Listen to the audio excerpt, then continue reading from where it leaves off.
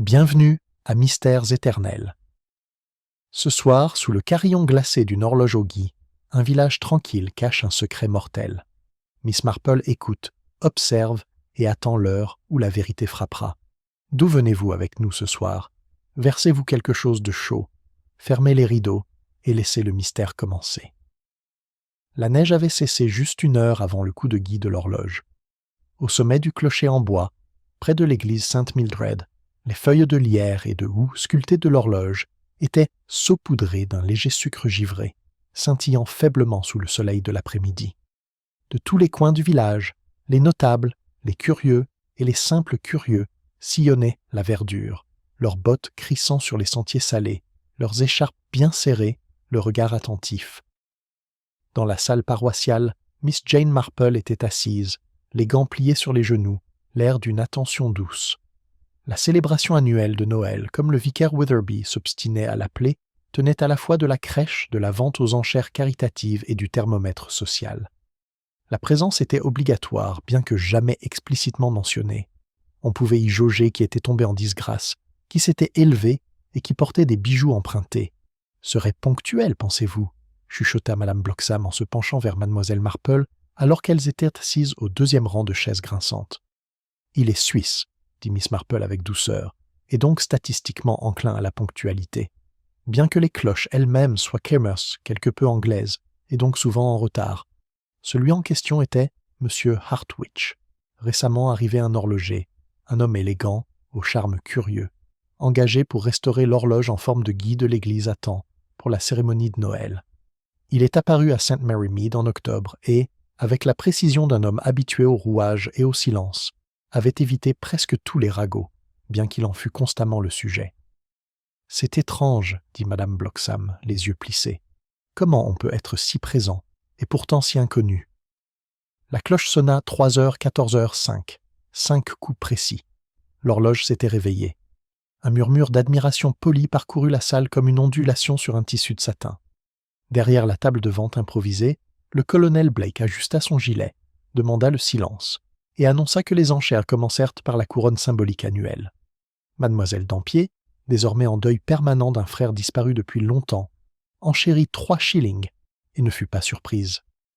L'objet suivant, une paire de colombes en bois sculptées à la main, fut offert à la femme du docteur. Viennent ensuite les mitaines en laine, brodées d'un motif de flocons de neige, qui atteignent un prix étonnamment élevé, après qu'une jeune mademoiselle Chandler, toute rouge, eût été aperçue, souriant au curé. Mais alors, un halètement étouffé provenant de l'entrée de l'église. Les têtes se sont tournées. Le gendarme Rowntree, jeune, aux joues rouges et visiblement mal à l'aise, se tenait dans l'embrasure de la porte à côté de Madame Fanshawe, la gouvernante de la paroisse, qui était pâle et tremblante. « Excusez-moi, dit le gendarme en s'éclaircissant la gorge, mais on a trouvé quelque chose dans la chambre des cloches. Il vaut mieux que le vicaire vienne. » La pièce tombe dans un silence épais comme une draperie. Miss Marple ne se leva pas et ne s'exclama pas. Son regard, fixe et lointain, se tourna vers les hautes fenêtres qui surplombent le clocher, où de légers flocons de neige s'accrochaient encore aux vitres. Le vicaire Wetherby suivit le gendarme sans poser de questions. Quelques prières murmurées franchirent les lèvres de femmes âgées. Madame Price Ridley serrait sa main contre la sienne, fourrure de renard plus serrée. M. Hartwich, notamment, était introuvable. 15 minutes s'écoulèrent. Les enchères ne reprirent pas. Du thé fut offert, mais pratiquement intact. Puis le vicaire revint. « Il y a eu un accident tragique, dit-il doucement, les lèvres pâles. Un homme, méconnaissable au premier abord, mais que l'on croit être M. Hartwich, a été découvert dans la chambre de l'horloge. Il semble qu'il soit tombé. Le gendarme préviendra les autorités compétentes. En attendant, je vous demande votre discrétion. L'affaire est délicate. » Personne ne bougea. Même les boutons de cuivre du manteau du colonel Blake semblèrent teints. Miss Marple, toujours assise, baissa les yeux vers ses gants et essuya une petite peluche du bout d'un doigt, avec un soin extraordinaire. Sa voix, lorsqu'elle se fit entendre, était presque inaudible. « Vous avez dit « méconnaissable » Le vicaire hocha la tête. Son visage était méconnaissable. Miss Marple pencha la tête. « Et pourtant, on suppose d'une certaine manière qu'il s'agit de M. Hartwich. »« Oui, dit le vicaire. Il y avait son écrin d'horloger, son manteau, ses lunettes à proximité. Personne d'autre n'a accès à cette pièce. Mais l'esprit de Miss Marple était déjà ailleurs. Son regard, parcourant calmement les visages stupéfaits devant elle, s'arrêta brièvement sur les mains gantées de Miss Dampier, puis sur le nœud de velours du bonnet de Miss Chandler, puis sur la porte latérale entr'ouverte, laissant entrer un léger courant d'air froid. Ci-dessus, l'horloge du gui faisait tic-tac avec une sérénité mécanique. Quelque part, une tasse vibrait doucement dans sa soucoupe, et dehors, inaperçue de la plupart, une seule mitaine cousue de flocons de neige gisait froissée près du pied des marches de la tour, humide de givre. Une brise s'insinua par la porte latérale ouverte et s'enroule autour des chevilles des personnes assises les plus proches, suscitant la chair de poule et les regards à la fois. Mademoiselle Chandler, l'ayant également remarqué, se leva pour la fermer, mais hésita en passant dans le coin sombre près du piano. Elle baissa les yeux vers quelque chose d'invisible, puis, d'un léger trébuchement, tourna la poignée de cuivre et ferma la porte avec précaution. Miss Marple, observant avec le regard de celle qui connaît le théâtre de la vie villageoise, remarque l'hésitation mais ne dit rien. Elle se tourna plutôt vers Madame Bloxham et murmura quelque chose sur la probabilité que la vente aux enchères se poursuive. « J'en doute, dit vivement Madame Bloxham. On peut difficilement recommencer à enchérir sur des confitures de gingembre après avoir retrouvé un corps sous les chevrons, ma chère. » Près de la table à thé, Madame Fanshawe s'essuyait les yeux, son mouchoir mou et épuisé. Le vicaire l'avait prise à part, et bien qu'ils parlaient à voix basse, leur posture trahissait une honte contenue, un choc et une certaine réserve. L'ambiance changea par vagues silencieuses. Personne ne quitta la salle, et pourtant personne ne semblait savoir comment y rester. Un vide silencieux s'était installé, ni le chagrin ni la peur, mais une retenue collective. Le colonel Blake, toujours homme de structure, frappa dans ses mains une fois, un son maladroit, cassant et fort dans l'air immobile. « Mesdames et messieurs, les autorités se chargeront bien sûr de la situation, a-t-il déclaré. En attendant, n'hésitez pas à prendre votre thé, ne sombrons pas dans l'hystérie. » Il voulait réconforter, mais le mot hystérie ne fit qu'accentuer la tension. Madame Price Ridley renifla bruyamment et murmura des choses sur les étrangers et leurs manières horribles. On ne savait pas si elle parlait de l'horloger ou de l'agent de police. « Puis-je vous parler un instant, mademoiselle Marple ?» La voix était celle du docteur Featherstone, qui rôdait discrètement près du mur d'affiches, où les annonces pour des cours de piano et des décorations de houx supplémentaires semblaient désormais terriblement déplacées. Miss Marple se leva sans faire d'histoire, lissant sa jupe comme si le mouvement était une continuation du moment plutôt qu'un changement de celui-ci. Ils firent quelques pas vers la fenêtre où la condensation brouillait la vue sur le clocher. Le docteur Featherstone s'éclaircit la gorge. « J'ai examiné brièvement le corps, dit-il à voix basse. Il y a eu une chute, certes, mais je n'aime pas l'angle. Une telle cassure s'apparente davantage à une poussée qu'à un faux pas. » Elle le regarda calmement. « Et pourtant, il arrive que les gens trébuchent de façon très étrange. » Il lui lança un regard désolé. « Tu as toujours eu une certaine tolérance à l'ambiguïté. » Miss Marple sourit, mais ne répondit pas. Dehors, un petit groupe commençait à se rassembler près du portail de l'église. Des villageois arrivés trop tard pour la cérémonie, peut-être, ou simplement attirés par la nouvelle qui se répandait à flot à travers les haies et le long des sentiers. Mademoiselle Chandler retourna à sa place, les joues roses, tandis que Mademoiselle Dampier restait près de la caisse de charité, l'expression indéchiffrable. Elle semblait étrangement détachée de la chaleur émotionnelle de la salle, comme si elle écoutait une musique que personne n'entendait. « J'ose dire, dit Madame Bloxham à personne en particulier, qu'il n'a jamais vraiment été des nôtres. Il n'a jamais fréquenté le club de jardinage. Et ses mains étaient trop douces pour un homme qui manipule des outils, ai-je toujours pensé. » Miss Marple retourna tranquillement à sa place, mais ses yeux s'étaient repliés. Elle jeta un dernier coup d'œil vers la porte latérale maintenant fermée, puis vers le sol, où des traces de boue menèrent du fond de la salle au couloir du vicaire, trop discrètes pour être remarquées par la plupart, mais étrangement décalées par rapport au hall pourtant impeccable. Le gendarme réapparut, cette fois avec la solennité de quelqu'un qui avait consulté les autres et n'avait trouvé aucun réconfort dans le consensus. « Si quelqu'un a parlé à M. Hartwich aujourd'hui, dit-il en scrutant les environs, ou l'a vu près du clocher, veuillez vous manifester. Nous parlerons à tout le monde, bien sûr, mais plus tôt nous comprendrons ses faits et gestes, mieux ce sera. » La politesse s'est figée dans le silence. Puis, hésitante, Mademoiselle Chandler leva la main. Je le passai près de la porte de la sacristie, juste avant que l'horloge ne sonne. Il avait l'air inquiet. « Inquiet ?» demanda doucement l'agent Rowntree. « Je ne sais pas, balbutia-t-elle. Il ne portait rien, et je me souviens avoir trouvé étrange qu'il ne porte pas de gants. Mademoiselle Dampier déplaça son poids, ses mains gantées serrées sur son réticule. « Merci, dit le gendarme. Quelqu'un d'autre » Le regard de Miss Marple, placide mais inflexible, balaya la pièce. Les masques sociaux tombaient peu à peu, chaque sourire crispé, chaque voix un peu trop prudente. Le récit bien ficelé ne parvenait pas à s'écrire, et ainsi, discrètement, le village allait commencer à écrire le sien. Dehors, le givre s'épaississait tandis que les ombres s'allongèrent sur la verdure.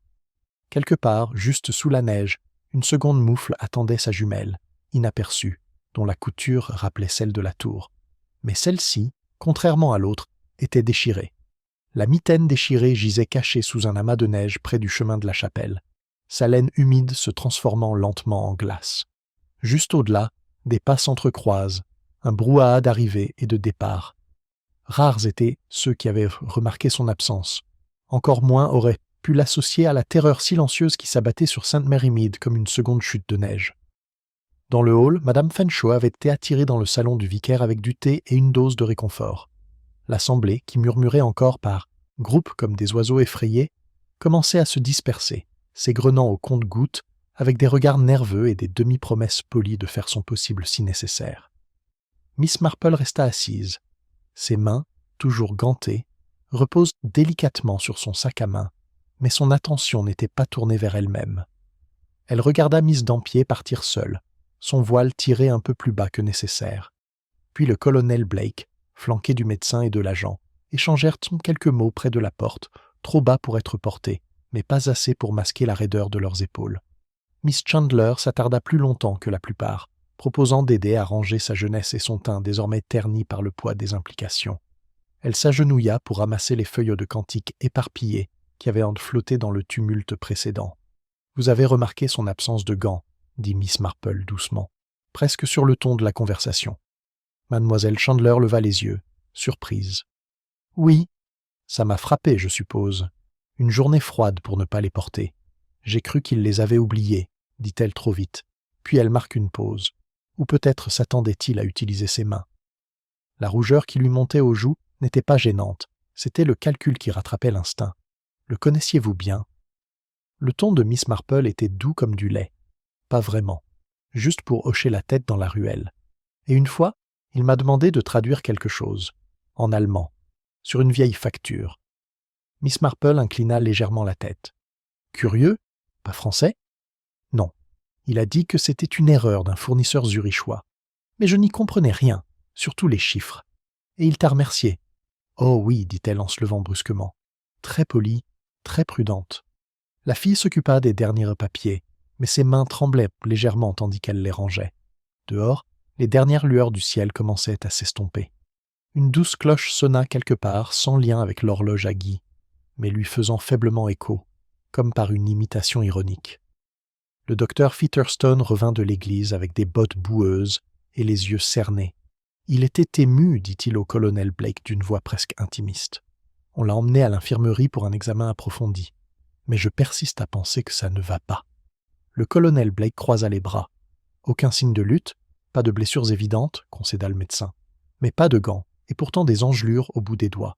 Depuis combien de temps était-il là-haut, exposé ? L'agent Rowntree a pris une note dans un carnet qu'il semblait à peine assez vieux pour porter. Personne ne l'a vu entrer. Personne ne l'a vu tomber. Et pourtant, nous y voilà. Miss Marple se leva alors, avançant d'un pas calme et déterminé vers l'endroit où se tenait le groupe, près de la table des rafraîchissements, désormais dépouillée de son charme festif. « Je me demande, dit-elle doucement, s'il ne vaudrait pas la peine de vérifier la clé de la porte de la tour. Je crois que M. Hartwich l'a gardée lui-même. » L'agent cligna des yeux. « Oui, Miss Marple, nous l'avons trouvée par terre à côté de lui. »« Curieux endroit où tomber de sa poche, » murmura-t-elle. « À moins, bien sûr, qu'il ne lui soit rendu à titre posthume. » Cette suggestion, suspendue comme un souffle dans l'air froid, fut accueillie par un silence gêné. Le colonel Blake s'éclaircit la gorge. « Vous ne suggérez sûrement pas, mademoiselle Marple. »« Je ne suggère rien, dit-elle avec un sourire bienveillant. J'observe simplement. C'est ce qu'on fait à mon âge. » Comme interpellée par ce frémissement de décorum, Madame Price Ridley réintégra la salle, les joues crispées par une intention délibérée. « Je suppose que la réunion du comité est reportée ? Ce serait tout à fait déplacé. » En effet, dit rapidement le vicaire en sortant du couloir, toutes les activités seront suspendues, jusqu'à nouvel ordre. Mais pas nos pensées, j'espère, dit Miss Marple. Il ne faut jamais les suspendre. Plus tard, alors qu'elle sortait lentement sous la lueur du réverbère près du portail, son regard aperçut une lueur sous une haie. Pas assez pour la surprendre, juste pour l'arrêter. Un fil d'or, à moitié enfoui dans la neige fondue, trop fin pour les décorations habituelles de la vie villageoise. Elle se pencha légèrement, comme pour ajuster sa chaussure, et la récupéra entre ses doigts gantés. Il y avait quelque chose de cérémoniel dans sa boucle, un fil tiré trop fort, ou pas assez fort. Elle replia soigneusement le fil d'or dans son mouchoir avant de se redresser, son regard scrutant la haie avec une précision détachée qui ne semblait jamais convenir à quelqu'un de son âge. Derrière elle, le réverbère à gaz grésillant faiblement, projetant un halo de faible lumière sur le chemin enneigé. Quelque part plus loin, un chien aboya, comme surpris par son propre souffle. Le fil lui-même n'était pas plus long qu'un fil à tricoter, mais d'une telle qualité fine, lumineuse et clairement le village à l'origine. Le genre de chose, pensa Miss Marple, qui apparaîtrait sur un costume plutôt que sur un vêtement. Ou peut-être, ou sur une robe de cérémonie. Sur le chemin du retour, elle passa devant 3 maisons aux volets fermés, chacune chaleureuse derrière ses rideaux tirés. À l'une d'elles, elle remarqua un mouvement, la silhouette de Madame Price Ridley s'éloignant rapidement de la fenêtre, à l'approche de Miss Marple, telle une enfant surprise en train de scruter. Le temps que Miss Marple atteigne son portail, le vent avait commencé à changer de direction, apportant avec lui le bruit d'un train au loin, probablement en retard, et insignifiant, mais étrangement intrusif. Elle n'entra pas immédiatement. Elle s'arrêta dans le jardin, les yeux levés vers l'horloge du gui, dont le cadran se dessinait à peine entre les arbres. Il faisait sombre maintenant, les carillons s'étaient tus, mais elle observait le village avec la même autorité muette que d'habitude. Et sous elle, invisible, un corps avait été enlevé un homme qui l'avait restauré, peut-être l'avait observé avec amour, et qui ne marquerait plus jamais une heure. À l'intérieur, le feu s'était suffisamment maintenu pour l'accueillir. Elle retira ses gants avec une grâce tranquille, posa le mouchoir sur la table basse sans le déplier, et s'assit avec un soupir familier, ni las ni théâtral, mais simplement attendu. C'est seulement alors qu'elle remarqua l'enveloppe sur la table du hall. Couleur crème, sans timbre, sans écriture, elle l'a ouvert. À l'intérieur se trouvait un simple morceau de papier, soigneusement plié. Dessus, une coupure de presse, collée d'un journal étranger français, croyait-elle. Le titre faisait référence à un cambriolage à Genève. Une montre ancienne, disparue. Pas de nom, pas de date. Mais quelqu'un avait choisi de la déposer chez elle, à l'heure de la cérémonie. Veuillez ne pas le modifier, absolument pas. Elle a étudié le collet à bord rugueux, non professionnel, fait à la hâte. Quelqu'un est entré dans la maison. Le coup à la porte quand il est devenu était doux et hésitant. Elle glissa la coupure dans la poche de son cardigan avant de répondre. Mademoiselle Marple, c'était l'agent Rowntree, chapeau à la main, les joues rouges, non pas de froid, mais d'inconfort. Je ne voulais pas déranger, mais il y avait une autre bizarrerie. Elle s'écarta pour le laisser entrer, comme s'il s'agissait d'un neveu porteur de mauvaises nouvelles plutôt que d'un agent de police de village aux prises avec quelque chose qui dépasse le protocole. La loge du vicaire, celle qui servait à recueillir les dons de charité pendant la cérémonie. Elle a disparu. Elle haussa un sourcil. Complètement, il hocha la tête. Madame Fanshawe jure l'avoir verrouillée. Mademoiselle Dampier dit l'avoir vue pour la dernière fois avant la sonnerie. Maintenant, elle a disparu. Plus aucune trace d'effraction dans le hall. Et le contenu? Quelques billets, de l'argent. Pas de quoi risquer un meurtre. À moins que, dit-elle doucement, ce ne soit pas le contenu qui soit volé, mais la boîte elle-même. Il la regarda d'un air vide. Parfois, poursuit Miss Marple, les contenants sont plus utiles que ce qu'ils contiennent. Il émit quelques vagues sons d'approbation, puis s'éclaircit la gorge. Il y a encore une chose. Nous avons retrouvé la mitaine manquante, près du chemin de la chapelle, déchirée. Elle n'a pas répondu tout de suite. Et, pas de sang, ajouta-t-il rapidement. Mais bon, il n'y en avait pas une heure auparavant. J'avais moi-même emprunté ce chemin, ce qui suggère que quelqu'un l'a placé là après la découverte. Un geste bien pensé ou trompeur. Elle a récupéré son châle. Je crois que je vais rendre une brève visite à Madame Fanshawe. L'agent Rowntree parut surpris. Ce soir, la discrétion, dit Miss Marple, est souvent mieux servie dans l'obscurité. Il lui a proposé de l'accompagner, mais elle a refusé. Tandis qu'elle traversait à nouveau le village, Les ruelles lui semblaient à la fois familières et déformées, tel un reflet à travers une vitre embuée. Des lampes clignotent derrière des rideaux de dentelle. Au coin, mademoiselle Dampier se tenait sous l'arche de son portail, le regard perdu, son voile noir ondulant faiblement au vent. Miss Marple ralentit en passant, mais aucun mot ne fut échangé. L'heure n'était pas encore venue. Certaines vérités nécessitent le silence pour se révéler. Lorsqu'elle arriva au presbytère, Madame Fanshawe l'attendait déjà sur le seuil, comme si elle avait été appelée par un signal privé. « Je ne savais pas à qui d'autre parler, » murmura-t-elle. Miss Marple entra. La chaleur était étrangement oppressante, et la pièce sentait légèrement la lavande et un parfum plus ancien, peut-être de vernis ou de retenue. « Il est venu ici une fois, » dit Madame Fanshawe après un long silence. « Monsieur Hartwich. Il a demandé la clé du débarras du rez-de-chaussée. Il a dit que le vicaire l'avait approuvée. Je la lui ai donnée. Je n'y ai pas prêté attention. Et le vicaire l'a approuvée ? » Une pause. Puis il dit non. Miss Marple regarda vers la cheminée, où une rangée de photographies était soigneusement alignée. Un enfant, une jeune Madame Fanshawe, et au fond, étrangement déplacée, une petite colombe en bois sculptée. Un des objets mis aux enchères, mais pas celui sur lequel Miss Marple avait enchéri. Elle s'approcha, les yeux plissés non pas par l'objet lui-même, mais par la façon dont il avait été placé, comme s'il avait été récemment placé, comme si quelqu'un l'avait rendu ou récupéré. La colombe sculptée, pâle et délicate, reposait à un angle qui suggérait la hâte plutôt que le recueillement. Son aile gauche portait peut-être une légère trace de salissure, ou le spectre de la suie d'une cheminée sale. Le regard de Miss Marple s'attarda, non pas sur l'objet, mais sur le vide à côté, là où se trouvait autrefois la photographie de feu M. Fanshawe. Son absence n'était pas un hasard. Rien dans cette maison n'était jamais déplacé sans signification. Madame Fanshawe s'était assise dans le fauteuil le plus proche du feu, les mains jointes si étroitement que la dentelle de ses poignets tremblait. « Ce n'était qu'un petit cadeau, » dit-elle d'une voix haletante. « Pour la vente aux enchères.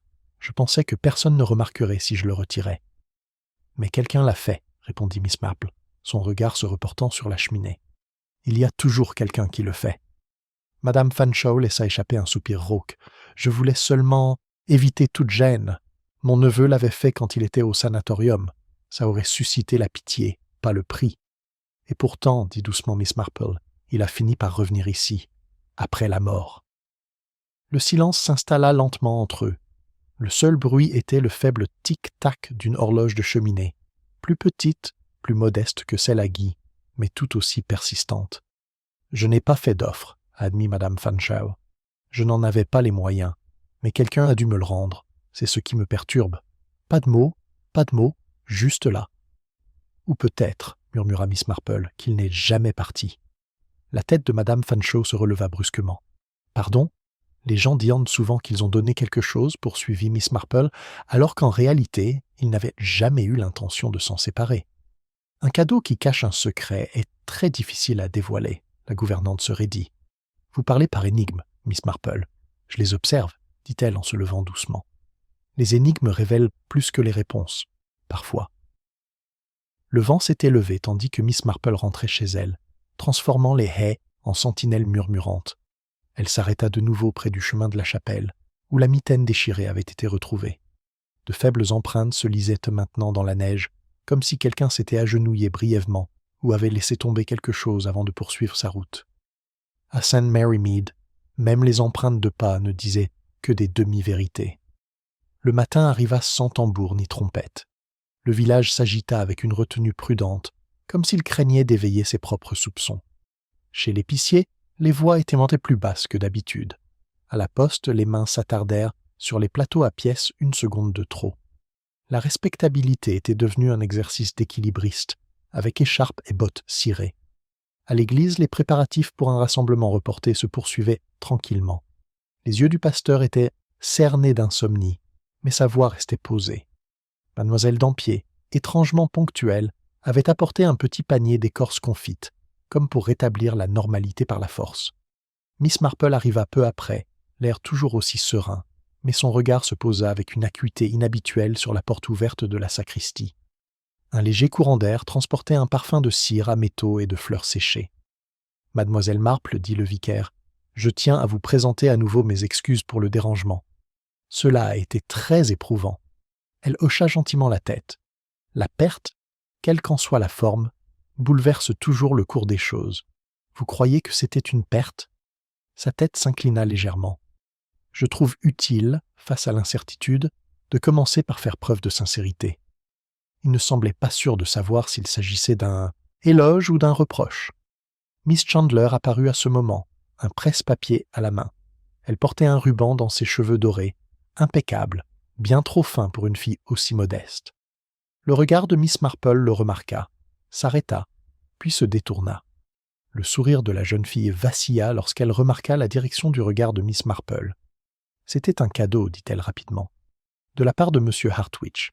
Il disait que c'était adapté à la saison. »« Comme c'était gentil, » murmura Miss Marple. « Il aimait les ornements, je crois. Je me souviens que ses manchettes étaient souvent assez décoratives. » Mademoiselle Chandler rougit. Il avait du goût. Étrange, mais de bon goût. Et généreux, évidemment. Je pense qu'il voulait s'intégrer. Miss Marple esquissa un léger sourire, ou plutôt pour faire croire aux autres qu'il l'avait fait. De l'autre côté du hall, le colonel Blake entra avec son assurance habituelle, désormais teintée d'inquiétude. Il salua le vicaire, serra la main du curé et jeta un long regard vers la sacristie avant d'apercevoir Miss Marple. « J'avais l'intention de vous demander, dit-il en s'approchant, « vous souvenez-vous de qui a enchéri sur les mitaines lors de la vente aux enchères ? » « Je le fais, » répondit-elle. « Mademoiselle Chandler. » La fille se raidit mais ne dit rien. Seulement, poursuivit-il, la paire récupérée près de la tour correspondait à la broderie. Motif, flocon de neige, très distinctif. « Moi aussi, je l'avais remarqué, » dit calmement Miss Marple. Les mains de mademoiselle Chandler se crispèrent. « Beaucoup de gens portent des mitaines. »« Ça ne veut pas dire non, » interrompit gentiment Miss Marple, « mais rares sont ceux qui en placeraient un près d'un corps, à moins de vouloir attirer l'attention ou la détourner. » La moustache du colonel Blake tressaille de gêne. « Je suggère, » continua Miss Marple d'une voix légère mais délibérée, « qu'au lieu de demander qui a laissé tomber une mitaine, on pourrait demander qui l'a cousue. » Mademoiselle Chandler ouvrit la bouche, puis la referma. Ses yeux baissèrent le sol. À cet instant, la vieille porte de l'église s'ouvrit en grinçant derrière eux. Une silhouette inattendue, importune entra, avec un visage que personne n'avait vu depuis la fête d'été. C'était le secrétaire de l'évêque, et il n'était pas seul. Le secrétaire de l'évêque se tenait encadré par la porte ouverte de l'église, sa silhouette se détachant sur le gris hivernal derrière lui. Son visage affichait l'expression d'un homme chargé de diplomatie, mais portant le poids d'une tâche bien moins négociable. À côté de lui, une femme élancée, vêtue d'un manteau démodé, entra sans hésitation. Son regard se porta rapidement sur le vicaire, puis sur Miss Marple, et enfin sur mademoiselle Chandler, qui pâlit encore. Il y eut un changement audible dans l'atmosphère, comme sur une scène sur laquelle de nouvelles lignes allaient être lues avant que quiconque ait terminé les anciennes. « Monsieur Gilles Kenworthy » annonça le secrétaire en saluant vivement l'assistance, « et mademoiselle Thea Bernard. Nous en arrivons à la question de monsieur Hartwich. » Le vicaire s'avança, les mains jointes. « Nous, bien sûr, une tragédie. Si vous me permettez un instant. »« Mieux vaut le faire simplement, » intervint le secrétaire. Monsieur Hartwich, dont le vrai nom, semble-t-il, était Otto Bernard, avait correspondu avec l'évêché sous des prétextes douteux. Nous n'avons compris le lien qu'en lisant les nouvelles de Genève. Miss Marple, légèrement à l'écart, observait la femme assise près de la balustrade. La ressemblance résidait dans sa structure osseuse, fragile mais indéniable, l'arête fine de son nez et la façon dont son regard, bien que débordant de sang-froid, évitait celui de tout le monde. « Vous étiez de la même famille ?» demanda doucement Miss Marple. La femme leva les yeux. « C'était mon frère. » Même le tic-tac de l'horloge murale semblait s'arrêter. « Je ne l'avais pas vu depuis 3 ans, poursuivit-elle. Pas depuis le tribunal. Il était venu ici sous le nom de famille de notre mère. Je n'ai appris sa présence en Angleterre que lorsqu'une connaissance commune, un ancien conservateur, m'a envoyé une coupure de presse de votre journal local. Il y était question de la restauration d'un motif de Guy rare. Je connaissais le travail d'Otto. » Le colonel Blake s'éclaircit la gorge. « Vous dites que le tribunal était accusé de quelque chose ?» Elle hésita, puis hocha la tête. Contrefaçon, non pas d'argent, mais de temps. Il reproduisait des montres historiques. Il fabriquait des contrefaçons si parfaites qu'elles finissaient dans des musées. Il disait que c'était une question d'artisanat. Il appelait cela un hommage. Le tribunal ne l'a pas approuvé. « Et le cambriolage de Genève ?» demanda le vicaire d'une voix faible. « Il a été interrogé, mais jamais inculpé. La montre n'a jamais été retrouvée. Il a disparu peu après. » La voix de Miss Marple, lorsqu'elle se fit entendre, était douce mais précise. « Et vous pensiez qu'elle pouvait être là ?» J'espérais que non, dit mademoiselle Bernhardt. Mais quand j'ai vu la photo de la restauration de l'horloge, j'ai compris son style, sa façon d'intégrer les détails, des feuilles de lierre en forme de croissant, sa signature. Théa ouvrit un petit sac à main et déplia un petit plan ancien. Il l'avait dessiné à Lausanne, en 1938. J'avais reconnu la courbure. Il disait que toutes les horloges méritaient une signature. Miss Marple étudia le dessin et remarqua le motif particulier près du mécanisme du carillon, une branche de gui ornée de baies asymétriques. 4 d'un côté, 3 de l'autre. L'horloge de la tour portait le même nom. « Mais pourquoi venir ici » demanda le colonel Blake. « Pourquoi s'installer à St. Mary Mead ?»« Parce que, dit doucement mademoiselle Bernhardt, votre vicaire avait publié un essai dans une revue d'horlogerie sur le rythme liturgique symbolique des cloches et leur rôle dans la mémoire collective. Otto l'avait lu en prison. Il l'avait qualifié de curieusement théologique. Il pensait peut-être qu'on le laisserait tranquille dans un tel endroit, qu'il pourrait disparaître dans la vertu. » Un silence s'ensuivit qui n'avait pas besoin d'explication. Miss Chandler le brisa d'un mouvement maladroit du pied. « Je ne sais pas, » murmura-t-elle. « Il ne l'a jamais dit. »« T'a-t-il donné autre chose ?» demanda Miss Marple sans agressivité. La jeune fille hésita, puis sortit un petit chiffon de la poche de son manteau. À l'intérieur se trouvait une délicate broche en or, en forme d'horloge, courbée à la main, gravée et indéniablement ancienne. Il me l'a donnée hier. Il m'a dit qu'il appartenait à sa mère. Théa s'avança, la main tremblante, tandis qu'elle le prenait. Il m'appartenait. Elle le portait à chaque Noël. Les yeux de Miss Chandler se remplirent tard de larmes, mais ne se remplirent pas de larmes. Il a dit qu'il n'avait personne, murmura-t-elle. Miss Marple posa une main apaisante sur son bras. On ment souvent avec plus de prudence lorsqu'on souhaite être cru. La salle s'est plongée dans un chagrin silencieux, non pas à cause de la mort de Hartwich, mais à cause de l'effondrement d'une illusion construite avec soin, délicatesse, comme une horloge assemblée engrenage par engrenage jusqu'à ce que le mensonge devienne un rythme. « J'aurais dû venir plus tôt, » dit Théa. Miss Marple jeta un coup d'œil vers la haute fenêtre, où la lumière filtrait à travers les carreaux en losange. Et pourtant, parfois, nous arrivons juste à temps pour entendre ce que tic-tac se tramait toujours en dessous. Le secrétaire se tourna pour partir, mais la voix de Miss Marple l'arrêta. « Il reste l'affaire de la boîte volée, » a-t-elle dit, « le fonds de charité. »« Vous le soupçonnez aussi de cela » demanda le vicaire las. « Non, dit-elle simplement. Je soupçonne que quelqu'un a profité de sa mort pour occulter autre chose. » Théa se retourna, la confusion creusant son front. « Quelqu'un d'autre était là ? Quand était-il tombé ?» Miss Marple ne répondit pas immédiatement. Son regard s'était à nouveau posé sur le plan. Là, dans les marges, une trace d'empreinte digitale au graphite, à peine visible, appuyée 2 fois, comme si quelqu'un avait pris la feuille, l'avait rendue, puis avait changé d'avis.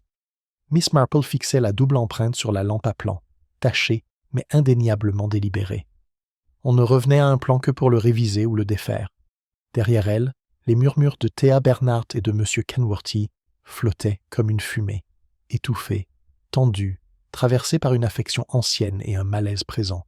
Miss Chandler s'était éclipsée, peut-être par sagesse, peut-être par crainte. L'horloge du village sonna 5 heures avec son carillon récemment restauré, un son doux, étrangement humain. À cet instant, Miss Marple ferma les yeux, non par lassitude, mais pour réfléchir au rythme. La signature du temps, après tout, était la répétition. Pourtant, c'était la rupture du schéma qui révélait le plus souvent la vérité. Je crois qu'elle a dit doucement, à personne en particulier. J'aimerais revoir la tour de l'horloge. L'agent Rowntree, qui s'était attardé au bord des lieux comme un valet de pied nerveux, se redressa. Et Miss Marple, je trouve que les réponses, dit-elle, sont rarement patientes. Ils traversèrent à la place en un cortège serré Miss Marple, le connétable, et, après un moment d'hésitation, Théa Bernhardt. Le ciel s'était assombri, mais pas encore obscurci, et la lumière conservait ce calme particulier des après-midi d'hiver anglais, pâle comme de la porcelaine, fragile comme des os. Le connétable avait déjà réclamé la clé de la sacristie plus tôt dans la matinée. Il ouvrit la porte de la tour d'une main hésitante, et une odeur de laiton huilé et de poussière sèche les saisit comme le souffle d'un orgue caché. L'escalier en bois craquait sous leurs pieds, tandis qu'ils montaient. Miss Marple avançait lentement mais sûrement, une main effleurant la rampe, son esprit cataloguant les craquements, les virages et les légères variations de lumière. Plus ils montaient, plus le son du mécanisme devenait clair, non pas le tic-tac du temps, mais le grincement sourd et régulier de son entretien. Au palier supérieur, où les cloches attendaient, silencieuses et déséquilibrées, la scène du crime était toujours bouclée par une paire de cordes fines et une pancarte écrite de la main soignée du gendarme. Ne pas déranger. Enquête en cours. Le plancher portait des traces, certaines poussiéreuses, d'autres récentes. Et là, près du carillon, gisait le carré de moquette qui avait dissimulé la base du mécanisme restauré. Théa s'arrêta net. « Ce n'est pas original, murmura-t-elle. Otto détestait les couvertures. Il disait qu'elles étouffent le souffle d'une cloche. Miss Marple ne dit rien, mais se baisse pour soulever un coin. Dessous, aplati et maladroitement plié, se trouvait un morceau de carton froissé et taché. Elle le tendit à Rowntree. « Une carte de Noël, murmura-t-il, les sourcils froncés. Vide. Mais Miss Marple avait déjà fait un pas vers le mur latéral, où pendait un long cordon de velours, faisant partie du système de sonnerie cérémonielle. Il avait été enroulé 2 fois, et noué par un nœud coulant, non pas l'œuvre d'un artisan, mais celle de quelqu'un qui copiait quelque chose qu'il n'avait compris qu'à moitié. Le nœud, dit-elle doucement, était censé ressembler à un nœud de cabestan. Mais il lui manque le 2e nœud. Théa cligna des yeux. « Tu crois que c'était une mise en scène ?»« Je crois, dit Miss Marple, que quelqu'un a voulu faire croire que Otto avait préparé le carillon lui-même. Mais il n'aurait jamais fait un nœud aussi maladroit. Même un faux, voyez-vous, ne peut trahir sa propre vérité. » L'agent fronça les sourcils et retourna la carte. Aucun message. Juste une clochette dorée en relief sur le devant. Le regard de Miss Marple s'est aiguisé. « Laisse-moi voir. » Elle prit délicatement la carte et la présenta à la lumière pénétrant par l'étroite fenêtre de la tour. Le relief soulignait légèrement une cloche de gui, ornée de 3 baies sur une branche et de 4 sur une autre. Elle sourit faiblement. « Il l'a finalement signé, dit-elle, à sa manière. Mais il n'y a pas d'encre, pas d'écriture manuscrite, protesta Rowntree. Miss Marple se tourna vers lui. Et pourtant, tout est dit. Une signature, un motif, pas un stylo. Théa s'avança brusquement. Je pense qu'ils voulaient partir. Ils la regardèrent tous les deux. Il m'avait parlé une fois, des mois plus tôt. Il m'avait dit qu'il avait accompli sa mission, mais qu'il craignait d'être reconnu. Il n'avait jamais précisé qui. Il avait juste dit qu'ils marchèrent trop prudemment et souriaient trop peu. Il pensait qu'il savait. Rowntree semblait déstabilisé. Pourquoi n'avait-il rien dit à la police ? Parce que, dit Miss Marple, Otto avait vécu une vie où les yeux officiels ne voyaient que le crime, pas le contexte. Elle s'approcha lentement du bord du carter de cloche, balayant du regard le plancher. Un clou s'était détaché dans un coin. Juste à côté, presque imperceptible, se trouvait une légère rainure circulaire, légèrement brûlée sur le pourtour. Elle fouilla dans son sac à main et en sortit le mouchoir plié quelques jours auparavant. Elle en déballa le fil d'or. Cela correspondait exactement à la courbe. « Ce n'était pas un accident, » murmura-t-elle. « Un fusible. Ou une résistance chauffante. Assez pour déclencher de la fumée ou du bruit, peut-être. Assez pour attirer quelqu'un vers le haut au bon moment. » Le visage de Théa était vidé de toute couleur. « Tu veux dire qu'il n'est pas tombé ?» Miss Marple ne répondit pas. Elle recula simplement et regarda par la petite vitre vers le cimetière en contrebas, où les traces de pas du jour de la cérémonie avaient été effacées par le gel frais. « Une cloche qui sonne seule, dit-elle doucement, peut encore faire écho à quelque chose qui n'a jamais été entendu. » Le regard de Miss Marple s'attarda sur la fenêtre, comme si quelque chose dans le silence glacial en contrebas pouvait résoudre ce que la tour n'avait fait qu'esquisser. Derrière elle, Théa Bernhardt s'agitait, mal à l'aise, le vieux parquet grinçant sous ses pas. L'agent Rowntree avait pris l'habitude d'arpenter un carré étroit près du carillon, son crayon tapotant rythmiquement son carnet. Personne ne parlait.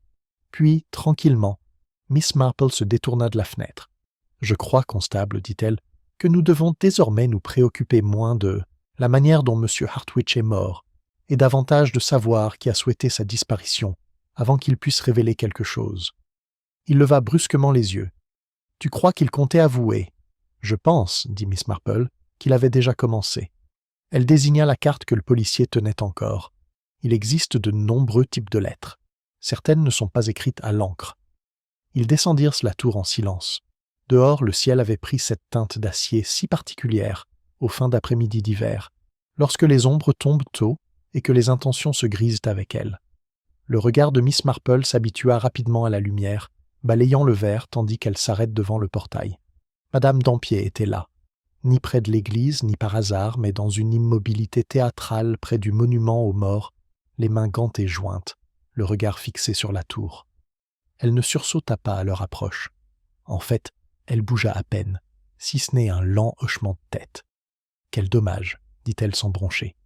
Il avait un don pour gérer le temps. Un vrai gentleman, pas comme ceux du pays. » L'agent Rowntree se déplaçait mal à l'aise. « Vous le connaissiez bien ?» demanda Miss Marple sans se presser. Madame Dampier eut un léger sourire. « Personne ne connaît vraiment quelqu'un. C'est un peu le but de la vie, non ? Et pourtant, dit Miss Marple, vous lui avez rendu sa sculpture. Cela a fait surface. » Ses doigts se crispèrent légèrement. « Je voulais simplement le préserver. Certaines choses n'ont pas leur place dans les enchères publiques. Un sentiment compréhensible, dit Miss Marple.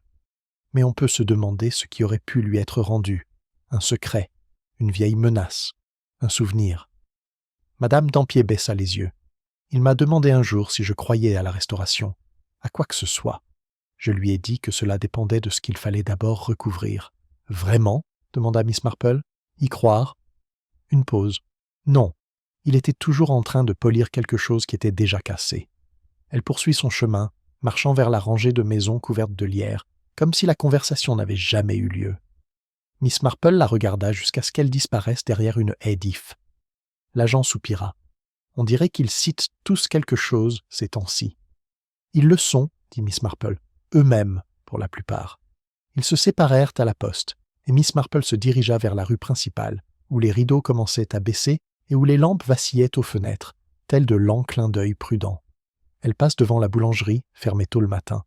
Le drapier était vide, mais au bout de la rangée, à côté de la librairie de charité, la porte du bureau paroissial était entr'ouverte. À l'intérieur, elle trouva Miss Chandler. La jeune fille se tenait dos à la pièce, face à un classeur, les mains posées sur la poignée en laiton. Ses épaules étaient raides et sa tête légèrement inclinée. « Je voulais juste regarder, » dit-elle doucement, sans se retourner, juste pour voir si elle avait quelque chose à lui expliquer. Miss Marple entra et ferma la porte avec un léger clic. Vous le connaissiez plus profondément que vous ne le laissez paraître. Mademoiselle Chandler baissa la tête. Il me dit que je lui rappelais quelqu'un qu'il avait essayé d'aimer, quelqu'un qui lui avait tourné le dos à l'arrivée de la police. Miss Marple s'approcha d'une voix basse. Et tu espérais être celle qui ne le ferait pas. Le signe de tête. Mais quelqu'un d'autre, lui, le savait. Quelqu'un qui savait ce qu'il transportait avec lui. Ni des monstres ni des outils, mais une histoire, et peut-être un nom. Mademoiselle Chandler se retourna, le visage couvert de larmes retenues. Je l'ignorais. Pour les vols, pour Genève. Je croyais qu'il essayait de recommencer. Parfois, dit Miss Marple, les gens qui essaient de prendre un nouveau départ attirent ceux qui préféreraient que les choses restent enterrées. Les doigts de la jeune fille se refermèrent et sur quelque chose à ses côtés, une feuille de papier pliée. Elle la tendit sans résistance. J'ai trouvé ça dans le coffret du recueil de cantiques. Ce n'était pas son écriture. Miss Marple le déplia. L'écriture était clairsemée, anguleuse, inhabituelle. Une seule ligne. Il sonne pour ceux qui font semblant de ne pas entendre. En dessous, une liste d'horaires. Elle les a lus 2 fois. Ce sont des carillons, murmura-t-elle, mais modifiés. 1 minute de retard, 2 minutes d'avance, aléatoire seulement en apparence. Qu'est-ce que ça veut dire? Miss Marple plia soigneusement la note. Cela signifie que quelqu'un d'autre avait chronométré les cloches, dit-elle. Non pas pour les restaurer, mais pour les manipuler. Elle regarda vers la fenêtre, où le cadran de l'horloge de St. Mildred se profilait faiblement dans le crépuscule. Et Otto Bernard commençait tout juste à se rendre compte que le mécanisme qu'il pensait maîtriser jouait un tout autre rôle. Les carillons sur le papier, griffonnés et inclinés, révélaient non pas un hasard, mais une intention. Miss Marple parcourut à nouveau la liste du doigt, s'alignant mentalement chaque fois sur le rythme quotidien du village, l'arrivée du chariot de lait, la promenade du chien du curé, l'heure à laquelle Madame Dampier prenait son tonique, les variations de sonnerie, si légères qu'on aurait pu les prendre pour des bizarreries mécaniques, auraient subtilement réorganisé le rythme de St. Mary Mead. Modifier le temps, même de quelques minutes, c'était perturber la mémoire, voler la présence des témoins. Miss Chandler se tenait à ses côtés, hésitant entre parler et fuir. Il y avait de la culpabilité dans son attitude, mais pas, pensa Miss Marple, celle qui suit un crime, mais plutôt le chagrin de quelqu'un qui ignore les mauvaises questions, jusqu'à ce qu'il soit trop tard pour les poser à voix haute. « Il nous faudra le journal d'entretien original, » dit enfin Miss Marple, « celui que Otto tenait. Si quelqu'un avait trafiqué le mécanisme de la sonnette ou câblé le carillon automatique, il l'aurait su. ou aurait essayé de le consigner, à sa manière. Mademoiselle Chandler ouvrit le tiroir à côté d'elle et en sortit un livret relié en cuir. Les pages étaient cassantes, à cause de la poussière de charbon et des manipulations. À l'intérieur, des colonnes bien nettes indiquaient les sonneries et les étalonnages des cloches, écrites dans un mélange d'allemand et d'anglais. Miss Marple feuillette lentement le livre. Les dernières pages, contrairement aux autres, étaient non numérotées, insérées entre des feuilles plus épaisses. L'une ne contenait qu'un croquis approximatif du carter de cloche. Une autre, un schéma d'engrenage, entouré de rouge. Elle s'arrêta devant un coin plié. Il a révélé une liste d'initiales. GDCB, Relations publiques. DF, pas de nom complet, pas d'annotation. Mais dans un village comme St. Mary Mead, l'anonymat était toujours temporaire. Colonel Blake, dit doucement Miss Marple, le marguillier. PR doit être Madame Price Ridley, murmura Mademoiselle Chandler, perplexe. Mais pourquoi serait-il mentionné dans son carnet d'entretien? Pour la même raison qu'on écrit un nom près d'une machine, répondit Miss Marple, parce que ça laisse une trace. Elle glissa les papiers sous son bras et sortit dans le crépuscule qui tombait. Au parc, l'horloge au gui se tut à nouveau.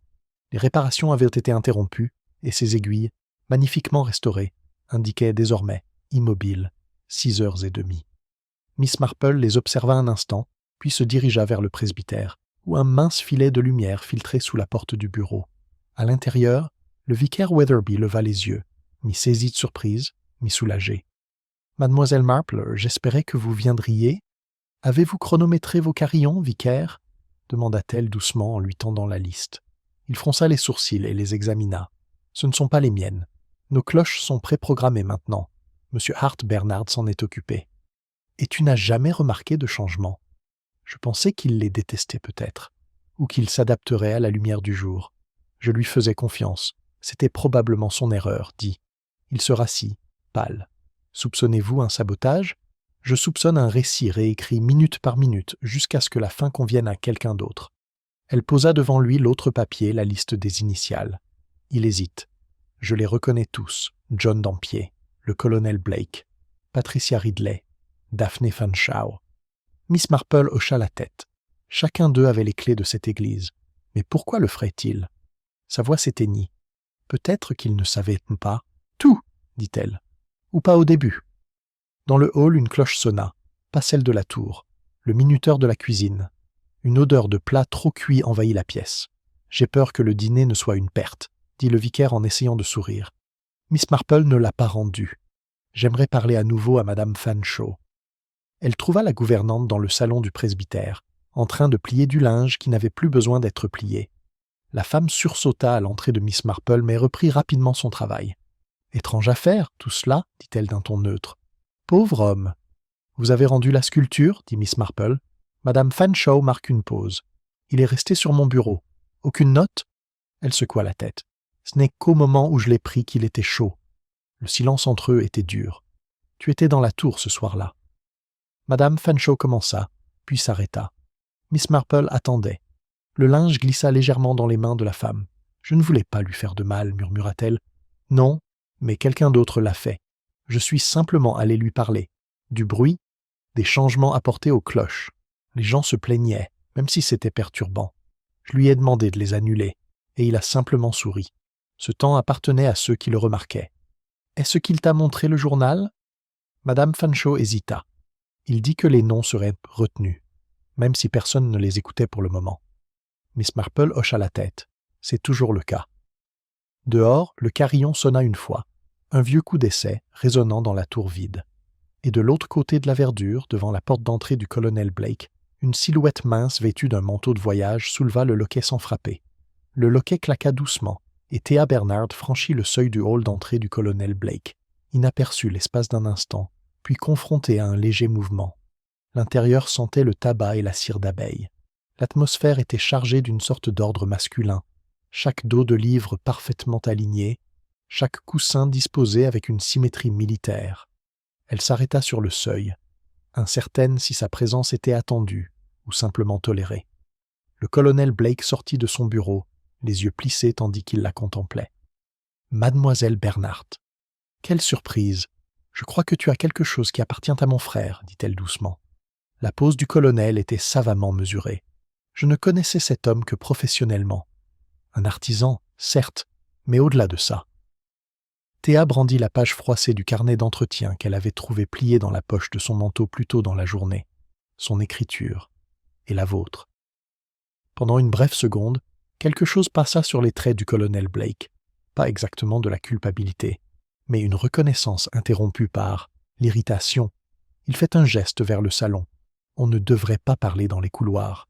Cela suggère une dramatisation, et je n'ai jamais aimé le théâtre. Elle entra. Les rideaux étaient tirés, le feu faible. Le colonel se versa une mesure de sherry et n'en offrit pas. « Je suppose, commença-t-il, que vous avez parlé à Miss Marple ?»« J'ai. Alors j'imagine que tu as déjà plein de suppositions. » Il but une gorgée, puis ajouta avec un calme appuyé « Otto Bernhardt était bien des choses, mais il n'était pas une victime. »« Je ne suis pas venu pour me venger, » dit doucement Théa. Comprendre ce qu'il avait découvert avait poussé quelqu'un à vouloir le faire taire. Le colonel Blake sourit, les lèvres crispées par la fatigue. Il était intelligent, mais les hommes intelligents s'approchent souvent trop près des machines qu'ils ne comprennent pas. Elle le regarda, cherchant sur son visage ce qui n'avait pas été dit. « Tu as refait le mécanisme de la sonnette, » dit-elle. « Il l'a découvert, n'est-ce pas ?» Il fixa le verre dans sa main, puis émit un petit rire. Il n'a jamais été question de sabotage. Les cloches sonnaient toujours trop fort, trop tôt. Les gens les en voulaient, même lorsqu'ils prétendaient que c'était une tradition. J'ai donc procédé à quelques petits ajustements. J'ai ralenti le carillon du matin, adouci celui du soir. Tout pour la paix, tout pour la continuité. Tu as modifié le temps, dit-elle. Pour respecter la respectabilité. C'est ce que nous faisons ici, répondit-il froidement. Sainte Mary Mead se nourrit de l'illusion que rien ne change. Mais Otto l'a remarqué, dit Théa. Oui, a-t-il admis, et il a menacé de corriger. Le colonel Blake se tourna alors vers la cheminée. Sa main s'arrêta brièvement au-dessus d'une horloge de carrosse en laiton qui n'avait pas fait tic-tac depuis des années. « Je ne l'ai pas tué, dit-il. » Elle a croisé son regard. « Mais tu l'as vu escalader la tour. » Il n'a rien dit. Théa se dirigea vers la porte. « Si vous ne parlez pas à la police, dit-elle, je crois que Miss Marple veillera à ce que les cloches disent de la vérité, un jour ou l'autre. » Dehors, Miss Marple se tenait à l'ombre de la haie. Elle n'avait pas eu besoin de frapper. Elle n'avait même pas eu besoin d'écouter. La situation était déjà visiblement façonnée, non par la confession, mais par le refus. Elle retourna vers le parc à l'approche de 7 heures. L'horloge au gui restait immobile, mais sa présence semblait plus pesante, comme si elle portait le poids d'un mensonge longtemps suspendu au-dessus de la tête de ceux qui se trouvaient en dessous. À l'église, les dernières lueurs du jour se reflétaient sur les vitraux, jouant avec les couleurs sur les dalles. Miss Chandler était de nouveau là, balayant. Elle leva les yeux vers Miss Marple avec un sourire nerveux. « Je suppose qu'ils n'organisent plus jamais de vente aux enchères, » dit-elle. Miss Marple fit un signe de tête aimable. Ou peut-être le feront-ils. On oublie vite, surtout ce qui nous perturbe. La fille hésita. « Tu ne penses pas que j'ai quelque chose à voir avec ça, si ?»« Non, » dit Miss Marple. « Mais je pense que quelqu'un a utilisé ta proximité pour donner forme à son histoire.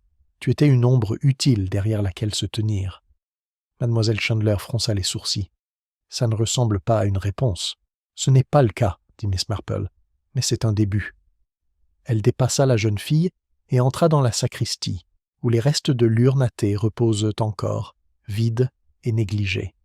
L'endroit avait le silence d'une phrase en suspens. Dans un coin se trouvait la table des enchères, sa nappe froissée, une enveloppe de dons reposant étrangement sur son bord. Miss Marple la ramassa. Rien à l'intérieur, mais au dos, un petit seau de cire rouge, gravé d'un symbole, un printemps de gui. Ce n'était pas le seau d'Otto, ni même son style. Quelqu'un d'autre avait marqué cela. Quelqu'un qui, en prétendant remettre la tradition à sa place, en avait entièrement réécrit la finalité. Et juste à ce moment-là, l'horloge sonna 1 heure. Un seul coup de carillon, en retard, hors rythme. Miss Marple leva les yeux vers la tour et cligna des yeux, une fois, lentement. Elle savait maintenant quelle main avait bougé en premier. Le carillon, unique et tardif, résonna dans la nef avec un étrange tremblement humain, comme si l'horloge elle-même avait tenté, une dernière fois, de se confesser. Le regard de Miss Marple s'attarda sur les ombres du clocher. Elle reconnaissait le son de la dissimulation lorsqu'elle l'entendait. Il se manifestait rarement par un silence, mais plutôt par quelque chose d'un peu trop prudent, trop délibéré. Derrière elle, Miss Chandler attendait près de la porte de la sacristie, le balai à la main, comme une question non posée. « Tu ferais mieux de rentrer chez toi, ma chère, » dit doucement Miss Marple. « Rester là où la vérité a déjà commencé à éclater n'apporte aucun réconfort. » La jeune fille hésita, puis acquiesça, quittant l'église avec la grâce anxieuse de la jeunesse, impatiente de s'échapper mais craignant ce qui pourrait suivre. Lorsque le bruit de ses pas s'est estompé, Miss Marple traversa le clocher, ses chaussures glissant silencieusement sur la pierre. La lumière tardive filtrait à travers le verre coloré, éparpillant des fragments de rubis et de verre sur les dalles, et l'espace d'un instant, elle imagina le sol lui-même jonché de baies et de sang. La porte au pied de l'escalier était entr'ouverte, à peine un petit craquement poli, juste assez pour laisser penser qu'elle avait été récemment utilisée.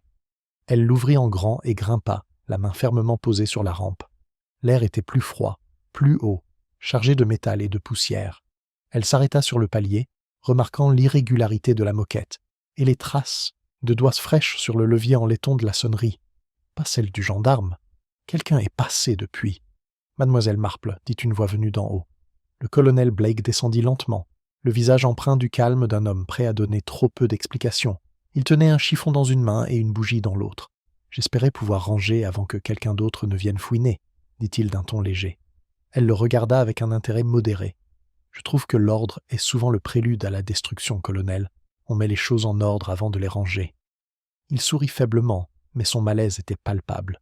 « À vous le tour du poète, Miss Marple. Dangereux dans un endroit qui privilégie les faits. »« Oh, les faits sont si malléables, » murmura-t-elle, « surtout lorsqu'ils sont défendus par des hommes qui privilégient l'ordre à la vérité. » Il la regarda alors avec attention, son masque de bonté tombant peu à peu. « Tu crois que je l'ai tué ?»« Je pense, » répondit-elle doucement, « que vous avez réorganisé plus que les cloches. Vous avez réorganisé l'histoire. » Un homme accusé de tromperie arriva dans un village bâti sur les apparences et fut corrigé. Il rit un jour, sèchement. Savez-vous ce qui arrive quand un homme comme lui s'immisce dans les affaires des autres? Il expose les faiblesses. Il voulait restaurer l'ancien rythme, celui qui permettait aux gens de se souvenir de qui ils étaient. Mais on vit mieux dans l'oubli. « Et quand n'oublierait pas ?» demanda-t-elle. Blake posa la bougie, la flamme tremblante. Il me confronta. Il dit que je n'avais pas le droit de modifier l'heure, que l'heure n'était pas une question de goût. Sentiment absurde. Nous nous sommes disputés. Il a glissé. « Tu as glissé ?» dit-elle doucement. Il la regarda dans les yeux.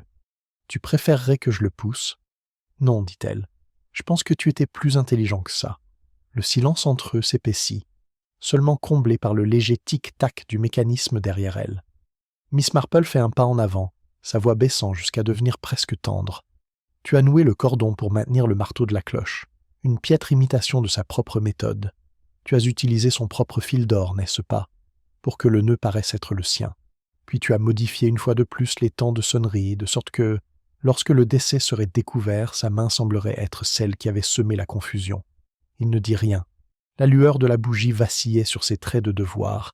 Lassitude et fierté s'affrontent dans une silencieuse symétrie. « Voyez-vous, colonel, poursuit-elle, malgré toute votre discipline, vous avez mal évalué les proportions. Des hommes comme Otto Bernhard forgent la vérité jusqu'à ce qu'elle brille trop fort. Des hommes comme vous s'émoussent jusqu'à ce qu'elle passe pour de la vertu. Mais ces deux métiers, en fin de compte, ne sont que des raffinements de la tromperie. » Il hocha légèrement la tête. « Tu ferais un bon procureur. Je préfère le thé et la vérité, » dit-elle simplement. Les deux étaient servis chauds. Les pas du gendarme résonnèrent en contrebas, rejoints par le murmure anxieux du vicaire. Le sang-froid du colonel Blake vacilla. L'espace d'un instant, il ne ressemblait plus à un officier, mais à un homme fatigué qui voyait ses illusions s'écouler. Il a redressé ses menottes. « Je suppose qu'il faut bien affronter l'heure, un jour ou l'autre. »« En effet, » dit Miss Marple, « même si vous avez pris l'habitude de le retarder. » Il sourit faiblement à ces mots, puis lui tendit le tissu qu'il tenait à la main. Garde-le. C'était le sien. Un gage de précision, pourrait-on dire. Lorsqu'il descendit l'escalier pour rencontrer le gendarme, il le fit sans résistance, ses pas aussi réguliers que les carillons qu'il avait autrefois commandés. Miss Marple resta un instant dans le grenier froid. Elle effleura le levier de cuivre de l'horloge, geste de pitié d'une vieille femme. Le mécanisme émit un léger soupir, et pendant un instant, les chaînes de l'Est s'agitèrent, libérant une note grave et unique qui flottait dans l'air avant de s'éteindre. Lorsqu'elle atteignit le cimetière, Le village s'était rassemblé en un brouhaha de voix étouffées. Madame Price Ridley chuchotait au vicaire des choses à propos de respectabilité, tandis que mademoiselle Dampier fixait la tour d'un air de satisfaction mélancolique. Mademoiselle Chandler se tenait à l'écart, les yeux rouges mais secs, serrant contre elle le journal de bord plié comme un recueil de cantiques. « C'était donc vrai ?» demanda-t-elle en passant devant Miss Marple. « Il n'était pas méchant. » Miss Marple marque une pause, ajustant son écharpe. « Personne n'est méchant tout le temps, ma chère. Seulement effrayé. Et le colonel Blake ?» Le regard de Miss Marple se porta sur la tour dont le cadran se perdait dans la pénombre. Il prit le silence pour la sécurité. C'est un crime bien anglais. Elle poursuit son chemin sans hâte sur le sentier givré. Les premiers flocons de neige recommencèrent à tomber, sans direction, adoucissant les contours des chaumières et transformant le vert en blanc. Quelque part derrière elle, l'horloge au gui reprend son rythme régulier, rétabli dans l'ordre, mais désormais désaffecté. Devant son portail, elle s'arrêta une fois de plus, observant le cadran faiblement illuminé de la tour. Il avait toujours été un symbole de respectabilité, mesurant les minutes des sermons, la ponctualité du thé, la durée du deuil. Pourtant, ce soir, il semblait battre davantage comme un cœur humain, faillible et imparfait. Dans sa chaumière, elle posa le tissu sur son bureau et le déplia. Une petite bobine de fil doré s'en échappa, illuminant la lumière du feu. Elle le noua soigneusement et le laissa tomber dans sa boîte à couture parmi des bobines de coton rouge, bleu et blanc unis. Alors qu'elle prenait son thé du soir, elle entendit l'horloge de son salon sonner à 7 heures précises, sans incident, parfaitement innocente. Elle sourit faiblement à ce son. Même le temps, pensait-elle, doit être pardonné pour ses erreurs.